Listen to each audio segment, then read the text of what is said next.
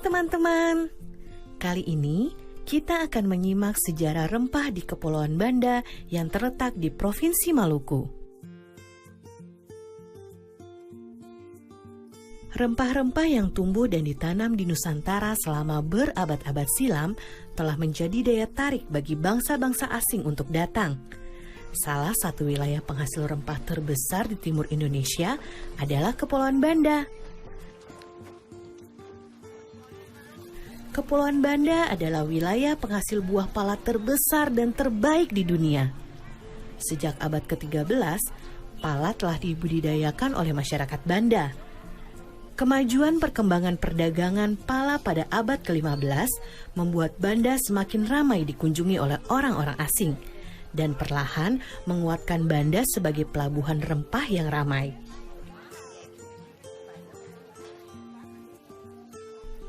Sudah sejak lama, pala dimanfaatkan untuk berbagai kebutuhan hidup manusia.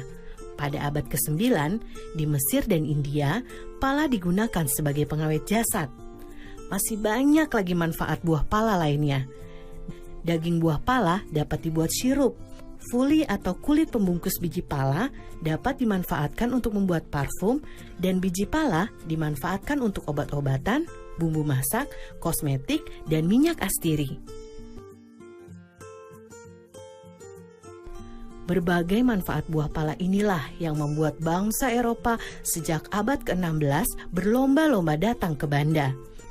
Pada abad pertengahan, harga pala di pasar Eropa sangat mahal. Kalau dibandingkan dengan zaman sekarang, seperti gadget canggih yang harganya bisa puluhan juta rupiah. Tahukah teman-teman, kalau rempah-rempah Maluku telah dimanfaatkan sejak zaman Romawi. Pala dibawa ke Eropa oleh para pedagang Cina yang singgah di Maluku. Pala juga dibawa oleh para pedagang India melintasi Asia Tengah dan Asia Barat. Dari situlah kemudian pala tersebar ke berbagai penjuru dunia.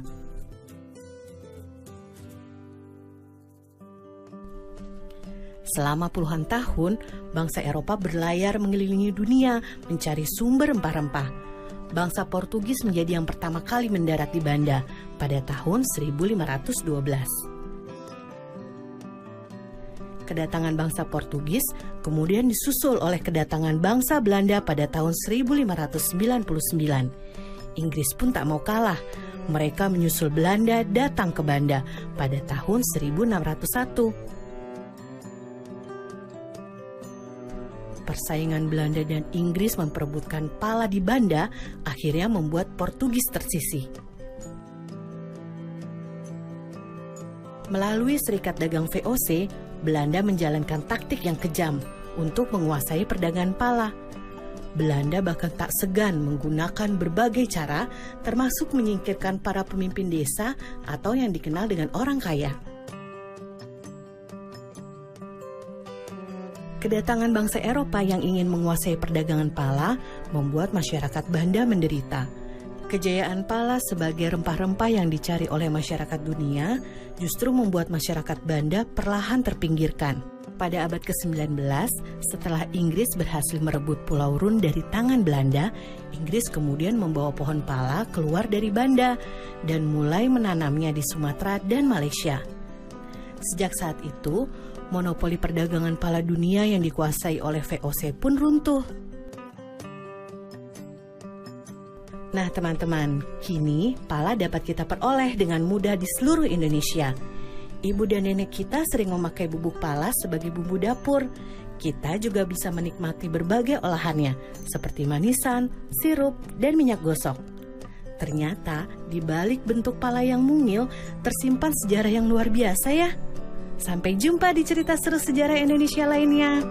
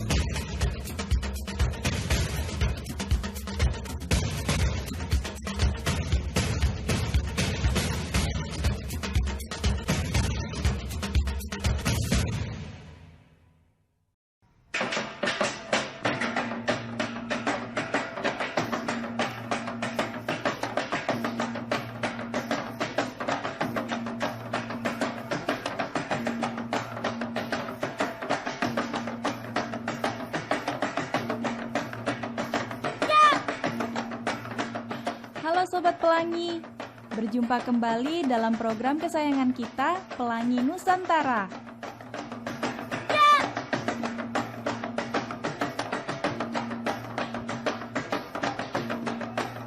Sobat Pelangi, coba lihat teman-teman kita yang cantik ini. Mereka itu sedang menari apa ya?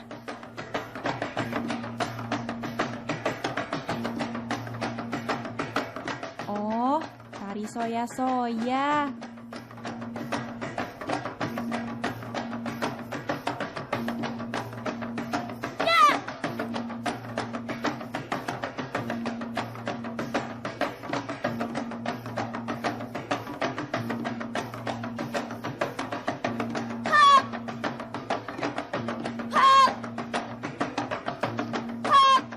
Tari soya-soya itu apa sih? Adik-adik, tarian soya-soya itu adalah tarian perang ya yang menceritakan tentang peperangan ya, kemarahan masyarakat Maluku Utara. Dan asalnya itu sebenarnya dari Pulau Kayowa. Ya, Pulau Kayowa itu di salah satu pulau di Halmahera Selatan yang kemudian menyebar ke seluruh Maluku Utara. Oh, ternyata tari soya-soya itu berasal dari Maluku Utara. Aku ingin tahu deh, latar belakang atau sejarah adanya tari soya-soya ini. Waktu itu terciptanya itu secara spontan sebenarnya ya adik-adik. Pada saat masyarakat atau yang di sana di daerah Maluku Utara itu disebut dengan Balakusu Sekano-Kano. Ya, Balakusu Sekano-Kano itu artinya rakyat yang merasa marah mengetahui bahwa Sultan Babullah diculik kemudian dibunuh. Seperti itu sampai terciptanya tarian tersebut gitu. Sobat Pelangi, perhatikan deh pakaian dan tata rias wajah mereka. Keren ya. Kalian mau tahu tidak bagaimana mereka merias wajah dan tata cara mengenakan kostum untuk tarian soya-soya ini? Kalau aku sih mau tahu banget. Kita simak penjelasan berikut ini. Untuk kostum soya-soya, ini dari setelan seperti kemeja dan celana panjang. Kemudian ada selempang kiri kanan, ya, warna merah atau kuning. Kemudian rok. Nah, rok ini adik-adik berwarna 4 aja, ya. Topi itu kita namakan toala lipat, ya. Tidak ada ornamen lain kecuali ngana-ngana di sebelah kanan. Dan salawaku yang kita pakai di kiri itu menggambarkan seperti ornamen untuk perang ya waktu saat itu. Jadi tarian soya-soya karena laki-laki semua, kita tidak memakai makeup. Di tarian soya-soya ini ada sekitar 12 gerakan dasar ya. Nah, tapi sampai sekarang itu kita belum ada namanya. Dari gerakan 1 sampai gerakan 12. Tapi setiap pergantian gerakan tadi sudah ada namanya, yaitu namanya saya ya. Jadi setiap pergantian dari gerakan 1 ke gerakan berikutnya itu kita namakan saya. Dan salah satu gerakan yang kita sebut suba, yaitu pada saat kita hormat ya. Kita duduk kemudian kita hormat, itu menggambarkan kita menghormati. Jadi cerita dari setiap gerakan itu ada ceritanya.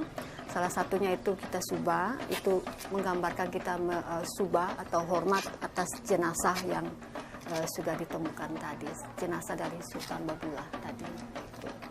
Jadi kostum adik-adik yang digunakan untuk penari soya-soya ini sangat unik ya. Kita adaptasi dari bangsa kolonial dulu rupanya ya. Jadi ada atasan setelan putih-putih dasarnya dan memakai rok. Jadi penarinya semua laki-laki, tetapi kostumnya ada memakai rok ya.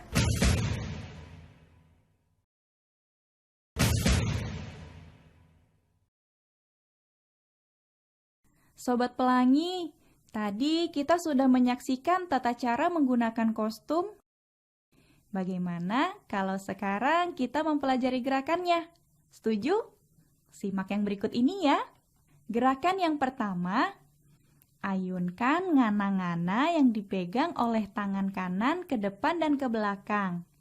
Nah, salawaku yang ada di tangan kiri digerakkan, diayun ke kanan dan ke kiri. Seperti ini. Tu, wa, ga, 4, 5, 6, 7, 8. Sementara kaki kiri diangkat dan diayun ke depan dan ke belakang. Ya, seperti ini. Tu, wa, ga, 4, 5, 6, 7, 8. Selanjutnya, gerakan soya, yaitu gerakan penyambung dari gerakan sebelumnya ke gerakan selanjutnya. Caranya, posisi badan menghadap ke kanan, kaki kiri diangkat, lalu digerakkan mengayun ke depan, lalu ngana-ngana diayun ke depan. Gerakan berikutnya, kaki kanan melangkah ke samping kiri sebanyak 2 kali. Ngana-ngana diayun ke atas sebanyak 2 kali juga. Lalu, posisi badan menghadap ke arah kanan. Gerakan kaki dan tangan sama seperti sebelumnya. Seperti ini. Tu, wa, ga, 4, 5, 6, 7, 8. Gerakan selanjutnya. Posisi badan menghadap ke depan sedikit membungkuk. Kaki kiri diayun ke belakang dan ngana-ngana diayun ke depan. Salawaku menghadap ke atas di bawah ngana-ngana. Lalu ganti kaki kanan yang digerakkan ke belakang. Ngana-ngana diayun di atas salawaku. Lalu salawaku diputar menghadap ke bawah. Seperti ini. Gerakan selanjutnya. Posisi badan menghadap ke depan, kaki kanan menyilang ke kiri, ganti, kaki kiri menyilang ke kanan, ngana-ngana diayun 1 kali, maju ke depan dengan kaki menyilang sebanyak 3 kali hitungan. Lalu, hitungan keempat, posisi jongkok dengan kedua tangan menyilang, ngana-ngana di atas, salawaku di bawah. Kita ulang. Tu, 2, 3, 4, 5, 6, 7, 8. Lalu, ngana-ngana diayun ke depan sebanyak 4 kali ke belakang. Seperti ini. Selanjutnya, dalam 4 kali hitungan, ngana-ngana diayun ke depan sambil berdiri perlahan-lahan. Lalu, posisi badan miring ke kanan sambil mengayunkan ngana-ngana ke arah belakang sebanyak 4 kali. Gerakan selanjutnya. Kaki kiri meloncat kecil ke depan, diikuti kaki kanan sambil mengayunkan ngana-ngana. Lalu, loncat kecil ke belakang sebanyak 3 kali. Ngana-ngana dan salawaku diayun ke arah pinggang. Seperti ini. Tu, wa, ga. Tu, wa, ga. Gerakan selanjutnya. Sama dengan gerakan sebelumnya. Setiap hentakan, kedua tangan diayun ke atas dan mempertemukan antara ujung ngana-ngana dan salawaku. Seperti ini ya. Tu, wa, ga. 4, 5, 6, 7, 8. Tu, wa, ga. 4, 5, 6, 7, 8. Gerakan selanjutnya, ayunkan kaki kanan dan kiri secara bergantian ke arah samping. Ngana-ngana dan salawaku berada di pinggang, seperti ini. Tu, wa, ga. 4. Tu, wa, ga. 4. Gerakan selanjutnya, lari-lari kecil ke depan sebanyak 2 langkah diakhiri dengan kedua tangan mempertemukan ujung ngana-ngana dan salawaku. Lalu berputar ke belakang setengah lingkaran sambil mengayunkan ngana-ngana sebanyak 3 kali hitungan. Hitungan keempat, badan menghadap ke depan sambil terus meloncat, maju, mundur sebanyak 4 kali hitungan. Seperti ini. Tu, wa, ga. 4, 5, 6, 7, 8. Tu, wa, ga. 4, 5, 6, 7, 8.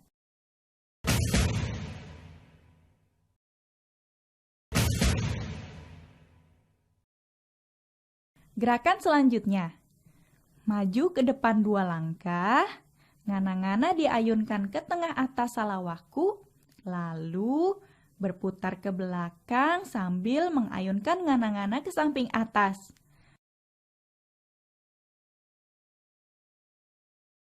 Tu, wa, ga. 4, 5, 6, 7, 8. Tu, wa, ga. 4, 5, 6, 7, 8. Gerakan selanjutnya. Kaki loncat ke depan dan ke belakang. Diikuti dengan ngana-ngana dan salawaku diayun ke depan dan ke belakang. Lalu balik kanan, loncat kecil dengan 4 kali hitungan. Seperti ini. Tu, wa, ga. 4, 5, 6, 7, 8. Tu, wa, ga. 4, 5, 6, 7, 8. Lanjut. Posisi badan menghadap ke kiri, silang ke kanan sebanyak 2 kali. Kaki kanan silang ke kiri sebanyak 2 kali sambil mengayunkan ngana-ngana. Seperti ini. Tu, wa, ga. 4, 5, 6, 7, 8. Lalu, lakukan gerakan seperti sebelumnya, tapi sambil memutar. Seperti ini. Tu, wa, ga. 4, 5, 6, 7, 8. Bagaimana Sobat Pelangi? Tidak sulit kan? Kalian harus rajin berlatih agar bisa menguasai gerakan tari soya-soya ini. Kita coba pakai musik yuk!